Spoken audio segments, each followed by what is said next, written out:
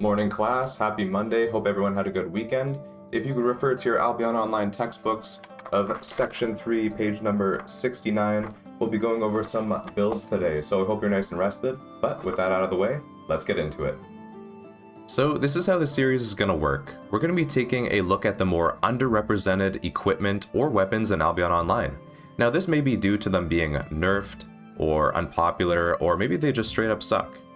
Either way, we're going to be putting them under a series of tests just to deem how strong or weak they are in the current year of 2024. To end things off, we'll be putting the item under review and giving it a final grade.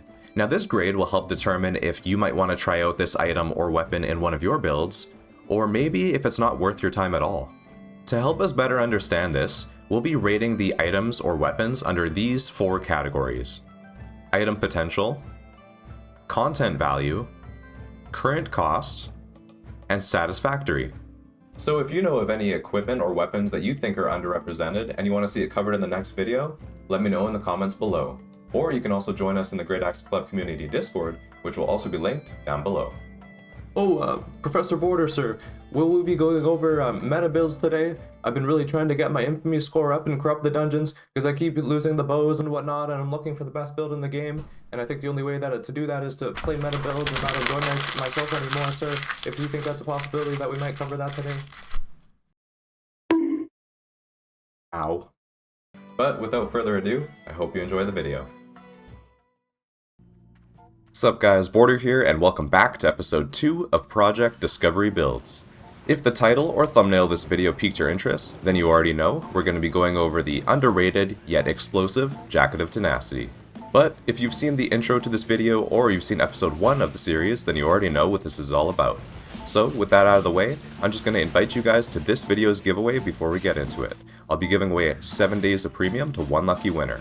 So, to sign up for a chance to win this prize, all you need to do is subscribe to the channel, like the video, comment your in-game name, and also in your comment, I want to hear one item in Albion Online that you think is underrated or a little bit underrepresented.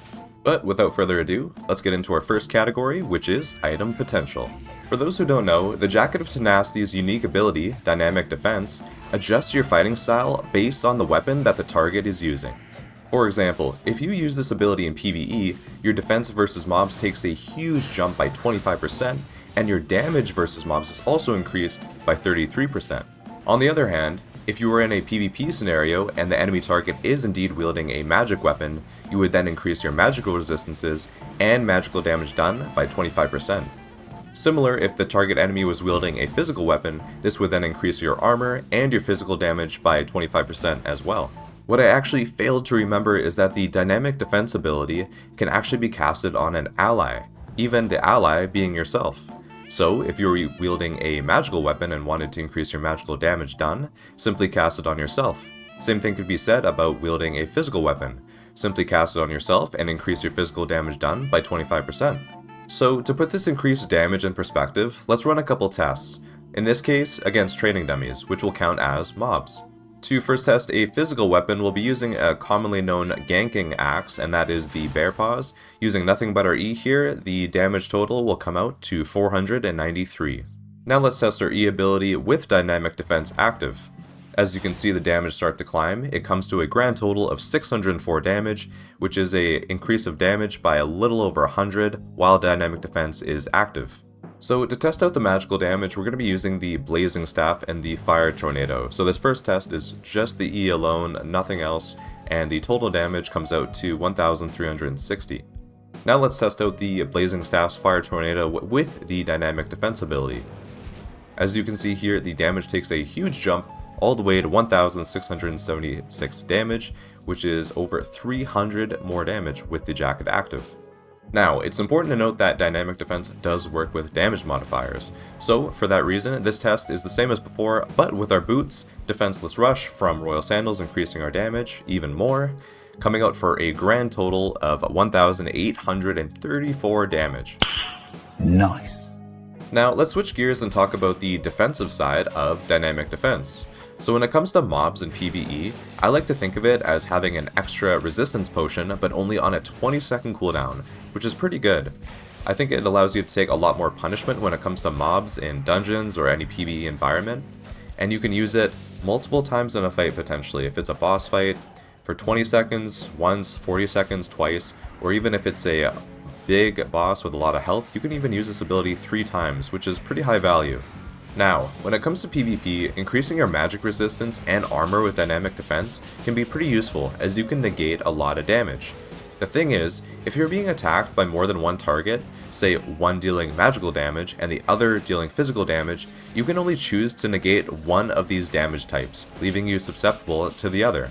So just something to think about if you're being attacked by multiple damage dealers.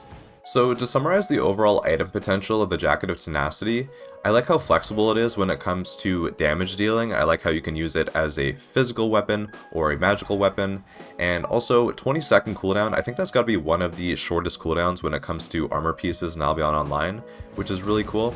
When it comes to the defense side, I do like how it does alter between magic resistance or armor depending on your target. But at the end of the day, I do like to compare it to other well-known armor pieces. In this case, I'd probably compare it to the Cleric Cowl, as they do have similar uses. Does it compare to the Cleric Cowl in terms of defense? I'm not really buying it. So when it comes to the rating of item potential, I'm going to give it a solid 3 out of 5. Moving on to our second category, we have content value. So when it comes to the Jacket of Tenacity, I think you're kind of limited to what kind of content you do, and that's based off what kind of weapon you use. Since dynamic defense only lasts 4 seconds, I think it's best paired with weapons that are most explosive and bursty in a short time period. So as a PvE example here, we're going to be using the Demon Fang Dagger paired with the Jacket of Tenacity, and as you can see, we'll have dynamic defense active, and while that's up, we can use all 3 charges of our Blood Ritual, E, to cleave down all the mobs super efficiently. When it comes to bosses, I actually switched over to a magical damage dealing weapon here, which is the Blazing Staff, as seen earlier in the video. And in this clip, it was pretty cool. I was actually able to run into a Morgana Raven for a boss in my solo dungeon, which was pretty cool because I'm pretty sure she's actually pretty rare when it comes to solo dungeons. So that was really cool to see. But regardless, we do use the Blazing Staff in combination with the Jacket of Tenacity. Basically, we can just activate that and place the Flaming Tornado right underneath her. That's going to eat up her health like no tomorrow, dealing large amounts of damage. And with Jacket of Tenacity being on such a short cooldown, we're actually able to use the ability twice in this fight. So overall, big boost in damage, just basically melting her health, making it an easy boss fight. When it comes to PvP, I think the same rules apply, that the Jacket of Tenacity is best used with most explosive and bursty weapons, and for that example, I think War Gloves are obviously a great choice for the Jacket of Tenacity. With that being said, I'm pretty sure that the Spike Gauntlets are a common choice when it comes to faction bombing, essentially doing huge damage with your E and one-shotting people, with builds of high item power. But when it came to testing the Jacket of Tenacity in PvP, I actually chose to go for the Ursine Maulers in Crystal Arena. They actually share the exact same cooldown of 20 seconds, and I found it to be great burst damage, especially with the IP scaling of Arena, and it actually provided a great tool to kind of zone enemies out at the very least. So what I do essentially is wait for the enemies to group up, and then use our 100 Striking Fist ability while dynamic defense is active. This, in result, is going to increase the physical damage we deal to them, and it's going to increase our armor. So if we are being attacked while channeling this ability, it's going to make us a little bit more tanky against physical damage. Another option we tried for a magical weapon was back to the Blazing Staff, because I just had so much fun testing out in PvE. I wanted to see if it could work in PvP, and I can honestly say this staff absolutely melts people in PvP if they are actually standing in the fire, even with the Jacket of Tenacity increasing the damage even more. At the very least, you can use your E as a zoning tool here in Crystal Arena, and like I said, God forbid they stand in it, the damage is absolutely crazy, so another potential choice with the Jacket of Tenacity. Another fun but kind of cheesy combo I tried out in Crystal Arena was Jacket of Tenacity with Crossbow for the Snipe Shot ability. Now both these abilities are pretty low in cooldown, which I thought synergized pretty well together, and I can honestly say the damage was absolutely crazy when paired together. Jacket of Tenacity increasing your physical damage for this one, and Snipe Shot dealing big physical damage, as some of you may know. landing me some big snipes in most of these arenas. And may I just say, I think the crossbow might be one of the easiest weapons I've ever picked up in Albion Online. This was honestly my first time using the crossbow, and just sniping from a distance, this weapon absolutely rains damage super easy. Obviously a little bit counterable, as the enemies just need to pop a defensive cooldown when the snipe shot is being active. But aside from that, honestly, a pretty fun combo with the Jacket of Tenacity. So to summarize the overall content value of the Jacket of Tenacity, it is extremely limited in terms of what types of weapons you choose. So when it comes to PvE, it's not the worst choice. It does increase your damage every 20 seconds with dynamic defense, allowing you to clear through dungeons a little bit faster, allowing you to farm open world mobs a little bit faster. So with that, there's a little bit of value. But when it comes to PvE, I think sustain, and it just doesn't even come close to the likes of a, a Hellion Jacket, for example. So that you have that for PvE. And then when it comes to PvP, again, you're limited to more cheesy, one-shot builds. And not that they don't have their place, faction bombing and things of that nature are a very big thing. But for those reasons alone, when it comes to content value, I'm going to give it a 2 out of 5. It is very niche, so for now it's going to stay a 2 out of 5 for content value. Jumping into our third category, we have current cost, where we're going to be looking at the average cost from the marketplace if you are interested in getting into the Jacket of Tenacity. And right off the bat, it is an Avalonian-based armor. With that said, it does require Avalonian shards to craft. With that being said, it's naturally going to be more expensive when it comes to buying it in the marketplace, so just a little heads up in advance. So jumping into the marketplace, we are going to be looking at different tiers, starting with 4.1, a pretty common tier and enchantment for budget players or beginner players. And looking at it at first, 118k for 4.1. That is a Jacket of Tenacity. Super expensive, honestly. I think this is probably one of the more expensive armors at 4.1. So just a little heads up in case you're looking to get into the Jacket of Tenacity. When it comes to current cost, I like to draw a comparison to an alternative item, and in this case I believe it is the Cleric Robe, as it is similar to the Jacket of Tenacity in some way. They both increase your damage for a short time, and they both increase your defense in some manner for a short time. And so looking at the 4.1 alternative Cleric Robe, it's only sitting at 8k for around 8k to get yourself started, which is very cheap. Obviously the Cleric Robe is not an Avalonian item, and it is not even a artifact based item to craft, so for that reason it's going to be pretty cheap, but already looking a little bit more appealing than the Jacket of Tenacity in terms of cost. Bouncing back over to the current cost of the Jacket of Tenacity, I like to look at tier 6, as it is a tier or item power that covers more higher end content such as the Avalonian Roads. And looking at the tier 6 Jacket of Tenacity, 200k, so for a tier and a half higher you are looking at almost another 100k. Again, pretty expensive, but Avalonian armor, so what can you expect? Moving back to the Cleric Robe at tier 6, it's only costing 31k silver, guys. Super cheap. Obviously the materials are pretty easy to farm, so for that reason, again, it's pretty cheap. But honestly, 30 or 31k for a tier 6 armor, that's super affordable. So overall, I'm pretty impressed with how cheap this is at the moment. And switching back to our final tier of the Jacket of Tenacity, which is tier 8, and looking at it right now in the marketplace, it is listed for 1 million silver. Obviously this is extremely high. It is tier 8, but still pretty expensive. Obviously it doesn't help that there's only a matter of 2 listings. The other ones are indeed 8.1 and then 8.3, so obviously these prices could change pretty quick, but that is the current listing for tier 8. And drawing our final comparison with the Cleric Robe at tier 8, it does go for about 185k. Honestly, for tier 8, I've seen a lot of armor sell then a lot higher than this, so I would say this is still fairly cheap. And overall, makes the Cleric Robe look pretty good in terms of cost, all the way from 4.1 all the way up to tier 8.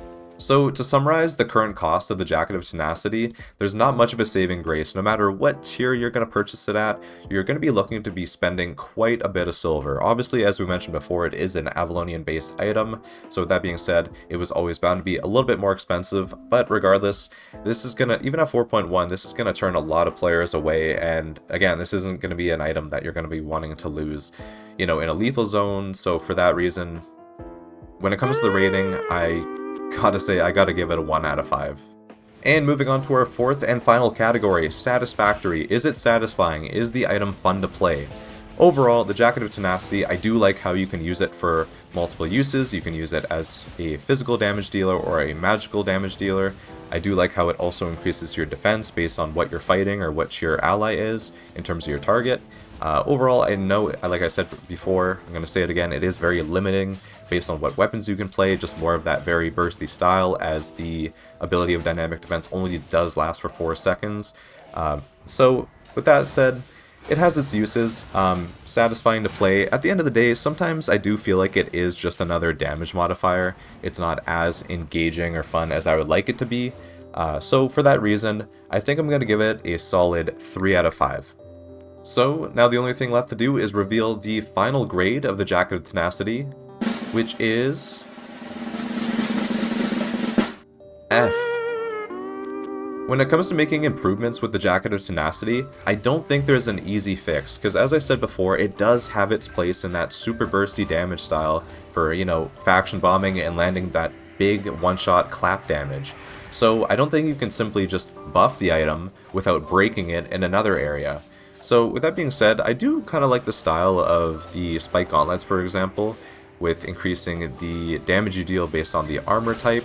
I don't know if that's something you can implement with the Jacket of Tenacity, but I do really still like the idea of altering your fighting style based on what you're fighting. So I think the overall design is good. I just think the execution's a little bit off. I think it's really fallen behind, so I would like to see it changed, maybe a little bit of a rework, because at the end of the day, I think this jacket is still pretty cool, and I'd like to see a little bit more representation when it comes to the Jacket of Tenacity. Well guys, that concludes episode 2 of Project Discovery Builds.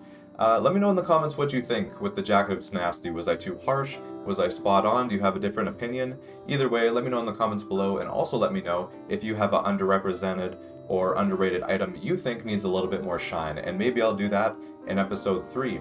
So regardless, thank you guys so much for watching. Really appreciate your guys' support, as always. Otherwise, be sure to sign up for the giveaway, and I will be revealing the winner of the giveaway in the Great Axe Club community Discord, which will be linked down below. So be sure to slide into the Discord, say hello, and await the giveaway winner. Other than that, thank you guys so much for watching, but until next time, stay safe, stay positive, and I'll see you in the Discord. Peace out, guys.